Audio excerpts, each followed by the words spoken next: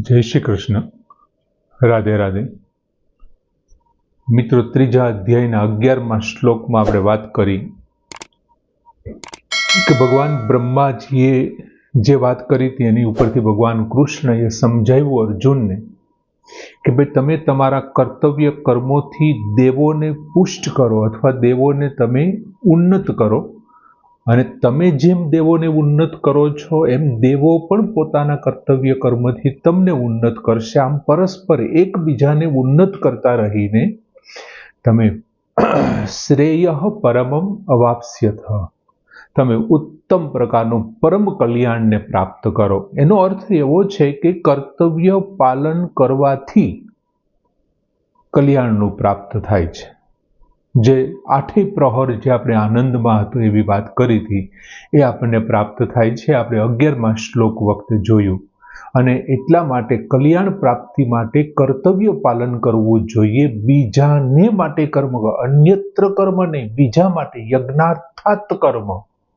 અન્યત્ર કર્મ છે તો બંધન કરતા છે, અને આ કર્તવ્ય પાલન જે કર્મ છે ને એ બંધન કરતા નથી, કેમ કે બીજા માટે આપણું કર્તવ્ય કર્મ થઈ રહ્યું છે અને એ આપણને કલ્યાણ સુધી પહોંચાડનારું છે. અને હવે ભગવાન 12મા શ્લોકમાં વાત કરે છે, અર્જુનને સમજાવે છે 12મા શ્લોકમાં કે ઈષ્ટ ભોગાન ઇહ વો દેવા દાસ્યંતી યજ્ઞ ભાવિતા તેહિ દતાન અપ્રદાય એભ્યઃ યહ ભુંક્તેસ્તેન એવશઃ.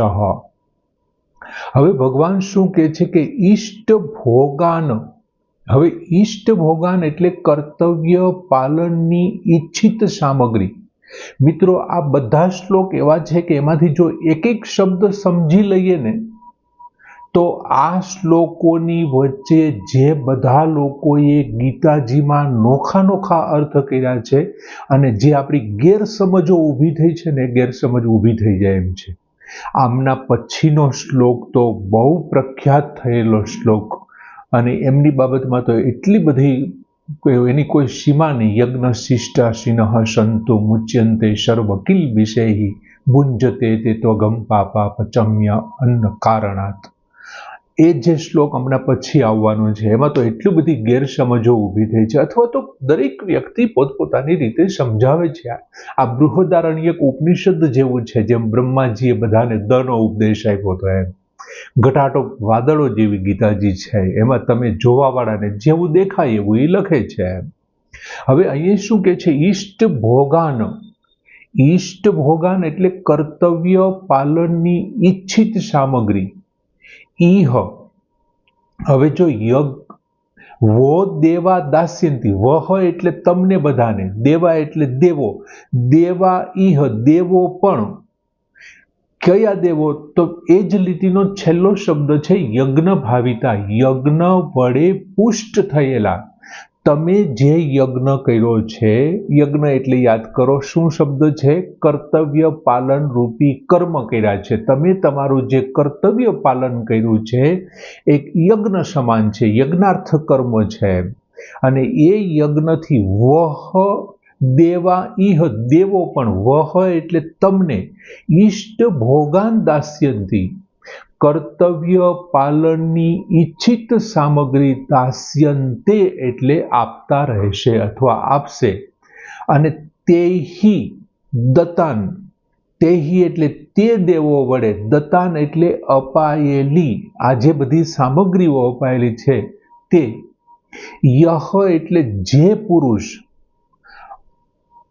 એભ્યઃ અપ્રદાય, એભ્યઃ એટલે બીજાને, પોતા સિવાયને બીજાને, અપ્રદાય આપતો નથી, બીજાને માટે આપતો નથી, યહ ભુક્તે અને જે પોતાના માટે ભોગવે છે.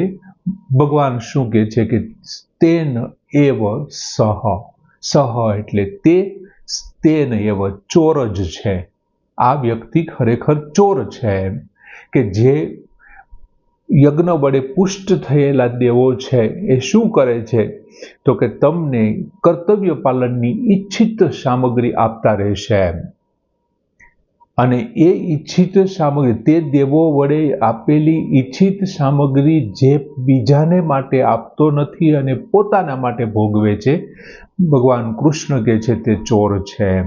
હવે ખરેખર ઈષ્ટ ભોગાન છે ને, આ શ્લોક ઘણા લોકો એમ કહે છે કે ભાઈ તમે કર્તવ્યનું પાલન કરો તો ભગવાન તમને ઈષ્ટ ભોગાન, ઈચ્છા પ્રમાણેના પુષ્કળ પ્રમાણમાં તમને ભોગ આપશે. તમારે ગાડી, બંગલા, આ તે બધું જે જોઈતું હોય તે ભગવાન તમને આપશે. તમારે કર્તવ્ય પાલન કરવાનું છે આગળના શ્લોકના આધારે. અને એ તમારે બીજા માટે, ખરેખર તો બે રીતે જોવો તો અર્થ એક જ છે, પણ તમે ખાલી એનો રૂઢ અર્થ જ પકડીને બેસી જાઓ, એમની અંદર સુધી ન જાઓ. દરિયાકાંઠે જાઓ અને તમે માત્ર સેજ અમથું પાણી લઈને ચાખો અને પાછા વી આવો કે દરિયો તો ખારો છે યાર, પણ તમે જરીક અંદર તો જાઓ, એને તો તમને સાચા મોતી આપવા હતા, તમે ખાલી યાર ચમચી પાણી ભરીને પાછા આવી ગયા ચાખીને. એ તો અંદર તમારા માટે અખૂટ ખજાનો લઈને બેઠો હતો આપવા માટે. આ ખરેખર ગીતાજી એના જેવું છે યાર. માત્ર તમે ઉપર છલો અર્થ લેશો ને તો ગીતાજીને કદાચ આત્મસાત કરવા થોડુંક મુશ્કેલ થશે.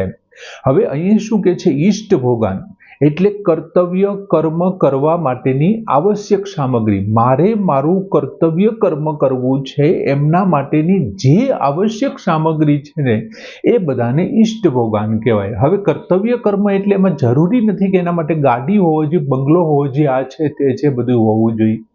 નરસિંહ મહેતા છે, સુદામા છે, એ બધા પોતાનું કર્તવ્યનું પાલન નહોતા કરતા. પત્નીના, બાળકોના આ તે ઉછેર, આ તે બધું કર્તવ્યનું પાલન એનાથી થતું હતું. એ સિવાયનું સમાજની અંદર એમનાથી જે કર્તવ્યનું પાલન થતું હતું એ પણ કરતા હતા. એમની પાસે સામગ્રીનો તો થોડોક અભાવ હતો જ ને. એટલે કર્તવ્ય પાલન કરવાની આવશ્યક સામગ્રી એટલે એમનો અર્થ એવો નથી કે મનપસંદ ભોગ. હવે જો યજ્ઞ ભાવિતા તેનાથી, અને એટલા માટે શું કામ એનો અર્થ એવો નથી, આ ઈષ્ટ ભોગાનનો અર્થ ભોગ શું કામ નથી, તો કે અત્યારે ચર્ચા છે શેની ચાલે છે, આગળના શ્લોકમાં ભગવાને શું કીધું કે તમે પરમ કલ્યાણની પ્રાપ્તિ કરશો. શ્રેય પરમમ અવાપ્સ્યથ, તમે પરમ કલ્યાણની પ્રાપ્તિ કરશો. હવે તમે વિચાર કરો કે પરમ કલ્યાણની પ્રાપ્તિ છે ભોગ દ્વારા કોઈ દિવસ થઈ શકે ખરું? નો જ થઈ શકે. એટલા માટે આ શબ્દનો અર્થ ભોગ હોય જ ન શકે. પણ હવે એ વસ્તુ ભોગ તરીકે કેવી રીતે લઈ શકાય? તો કે અહીં ઈષ્ટ કલ્યાણ એટલે માત્ર જે કર્તવ્ય કર્મની સામગ્રી છે એ કંઈક માત્ર થોડીક પૂરતીની વાત નથી. એ કંઈ પણ હોઈ શકે. એ પૈસા હોઈ શકે, એ મકાન હોઈ શકે, જમીન હોઈ શકે, જાયદાદ હોઈ શકે, ગાડી, બંગલો, આ તે બધું હોઈ શકે. અને આ સામગ્રી કંઈ પણ હોઈ શકે. તમારી પાસે મકાન છે અને ગામમાં પુષ્કળ પ્રમાણમાં વાવાઝોડું આવ્યું છે અને તમે દરવાજા બંધ કરીને બેસી જાઓ, એમને બદલે તમને ભગવાને કર્તવ્ય કરવા માટેની આવશ્યક સામગ્રી તમારી પાસે 10 ઓરડાવાળું એક મસ્ત મજાનો બંગલો છે અને એ બંગલો તમે જો ખુલ્લો કરી દો, એ બધા બહાર ઊભે રહેલા દરિદ્ર નારાયણ માટે તમે ખુલ્લો કરી દો, થઈ ગયું તમારું. ઈશ્વરે આપેલી આ કર્તવ્ય કર્મ કરવા માટેની આવશ્યક સામગ્રીનો તમે યોગ્ય ઉપયોગ કરી લીધો. એ કંઈ પણ હોઈ શકે. એટલે અહીંયા શું કહે છે કે યજ્ઞ ભાવિતા દેવા, જો પહેલી લીટીનો છેલ્લો શબ્દ યજ્ઞ ભાવિતા દેવા, પુષ્ટ થઈ અને અધિકારથી પ્રદાન કરે છે. યજ્ઞ વડે પુષ્ટ થયેલા, યજ્ઞ ભાવિતા, યજ્ઞ વડે પુષ્ટ થયેલા દેવાહી, દેવો પણ. અને જ્યારે તમે તમારું કર્તવ્યનું પાલન કરો છો એટલે ભગવાનને એમ થાય છે કે આણે ખરેખર મને ઉન્નત કર્યો. જે દરિદ્ર નારાયણને તમે આશરો આપ્યો છો એ ભગવાનને પગે લાગશે, એમને કહેશે હે ઈશ્વર, તે યોગ્ય જગ્યાએ આ બધું આપ્યું છે જેથી કરીને અમે એનો ઉપયોગ કરી શક્યા. આમ તમારા કર્તવ્યના પાલનથી દેવોને શું થયું? ઉન્નત થયા કે નહીં?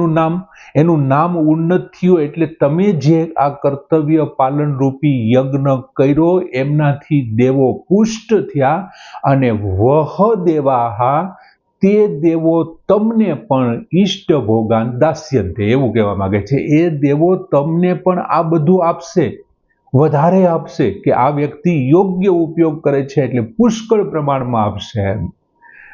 જે લોકો આપતા હોય છે ને એમને પોતાના યોગક્ષેમની ચિંતા જ નથી કરવી પડતી. ભગવાન એમને વધારે ને વધારે આપે જ છે. એટલે પુષ્ટ થઈ અને દેવો છે ને અધિકારથી આપે છે.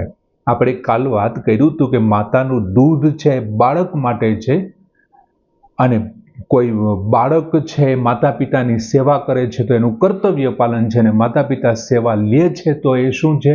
એનો અધિકાર છે.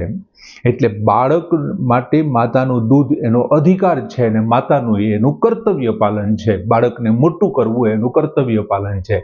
પણ દરેક આખા શરીરની અંદર જ્યાં લોહી અને માંસ ભર્યા છે, એ લોહી અને માંસની વચ્ચે એ દેવોએ કર્તવ્ય પાલન કરવા માટે માતાને જે દૂધ આપ્યું છે ને એ સામગ્રી એમણે પૂરી પાડી છે કર્તવ્ય પાલન માટેની.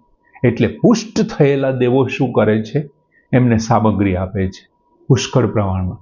હવે જો તેહી દત્તાન, તે દેવો વડે અપાયેલી આ સામગ્રી જે દેવોએ આપી છે એ પોતે એકલાના માટે વાપરે અને અપ્રદાય એભ્ય, એભ્ય એટલે બીજાને માટે જો એ ન વાપરે, બીજાની સેવામાં આ સામગ્રીનો ઉપયોગ ન કરે અને પોતાને જ માટે માત્ર ઉપયોગ કરે ને, ભગવાન કહે છે તો એ ચોર છે. મિત્રો, આપણી પાસે જે કોઈ વસ્તુ છે, દાખલા તરીકે મારી પાસે મારું શરીર છે, મને કોનાથી મળ્યું છે? મારા માતા પિતા તરફથી મળ્યું છે. મારી પાસે જે જ્ઞાન છે મને કોનાથી મળ્યું છે? તો કે મારા ગુરુજી પાસેથી મળ્યું છે. મારી પાસે જે સામગ્રી બધી છે તે કોનાથી મળી છે? તો કે દેવો તરફથી પ્રાપ્ત થયું છે, એમના આશીર્વાદથી. હું ઘણા લોકોને કહું છું કે ભગવાનની દયાથી બધું આપ્યું છે. મકાન છે, ગાડી છે, ખાવા પીવા રોટલો છે, બધું છે, આશરો છે. મારી પાસે વિદ્યા છે, મારા ગુરુ પાસેથી પ્રાપ્ત થયું છે. મારી પાસે જે કાંઈ આ સુખ છે એ મારા પિતૃઓએ મને બતાવ્યું છે કે આવી રીતથી જીવાય, આવા ઉપાય કરાય તો સુખ મળે. પિતૃ એટલે મારા પિતા છે, કાકા છે, મારા દાદા છે, એમણે બધાએ બતાવ્યું. આ ટૂંકમાં મારી પાસે જે કાંઈ બધું છે મને બીજા પાસેથી મળ્યું છે કે નહીં? મારું તો કંઈ છે નહીં. જો બીજા પાસેથી મળ્યું હોય તો મારે બીજા માટે વાપરવું જોઈએ. એને કહેવાય યજ્ઞ કર્મ, યજ્ઞાર્થ કર્મ એમને કહેવાય. કર્તવ્ય પાલન માટે મારે આ સામગ્રી વાપરવી જોઈએ, કેમ કે આ સામગ્રી ઈશ્વર તરફથી મને બીજા કોઈના કોઈ રસ્તેથી એ પ્રાપ્ત થયું છે. બીજી બાબતમાં જો આપણે વિચાર કરીએ મિત્રો, તો આપણું આ શરીર છે, મન છે, ઇન્દ્રિયો છે, બુદ્ધિ છે, એ બધું કોનું છે? તો કે શરીરનું છે. અને શરીર કોનું છે? તો કે સંસારનું છે. શરીર સાથે આપણે તો બીજો સંબંધ છે નહીં. જો શરીર સંસારનું છે અને શરીર મન ઇન્દ્રિયો બુદ્ધિ આ બધું શરીરનું હોય ને શરીર સંસારનું હોય, તો પછી એ સંસાર માટે મારે આપવું, એમાં મારે બીજી વાત શું છે? એટલે જો હું એમને સંસારનું છે અને સંસાર માટે આપી દઉં છું, એટલે કે બીજા માટે જો આપી દઉં છું, તો પછી મેં કરેલા જે કાંઈ કર્મો છે ને એ મને બંધન કરતા રહેશે નહીં. મને બંધનમાં નહીં નાખે, મારે બંધનમાં નહીં પડવું પડે.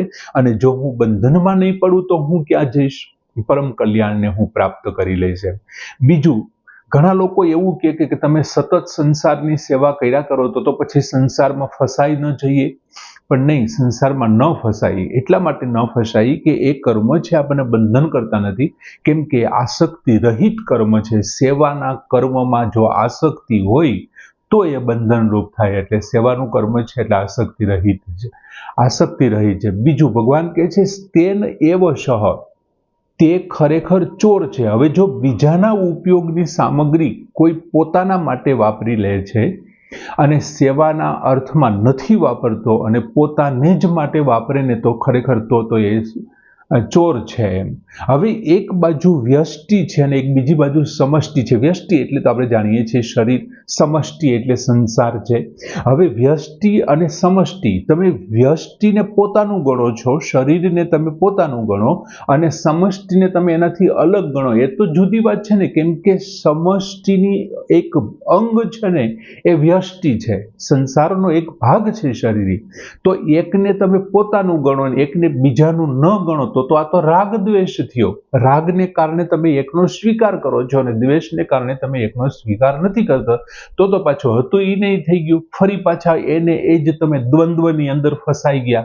અને રાગ અને દ્વેષથી વિયુક્ત થવાનું ભગવાને બીજા અધ્યાયમાં કીધું હતું.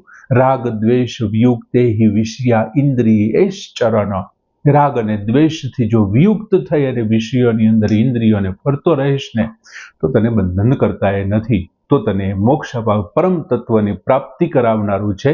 માટે સમષ્ટિ અને વ્યષ્ટિને અલગ કર્યા વિના જે કાંઈ છે ને એ સમષ્ટિના માટે છે, સંસાર માટે છે. અને સંસારના બીજા બધા વ્યક્તિઓના સુખાકારી માટે મારું દરેક કર્તવ્ય કર્મ હોવું જોઈએ અને બંધન કરતા કામનાઓથી રહિત હોવું જોઈએ, ફળેચ્છા રહિત હોવું જોઈએ અને આસક્તિ રહિત હોવું જોઈએ. આ બધા જ કર્મયોગના અનુષ્ઠાનથી આ આસક્તિ છે, ફળેચ્છા છે, કામનાઓ છે, એ કર્મયોગના અનુષ્ઠાનથી દૂર થાય છે અને તો ભગવાનની દૃષ્ટિએ આપણે ચોર સાબિત નથી થતા. આમ ભગવાને બહુ સરસ મજાના 12મા શ્લોકમાં વાત કરી કે ઇષ્ટ ભોગાની વો દેવા દાસ્યંતે યજ્ઞ ભાવિતા તેહિ દતાન અપ્રદાય એભ્ય યો ભુંક્તે સ્તેન એવ શઃ. શ્લોક પૂર્ણ કરીએ. જય શ્રી કૃષ્ણ.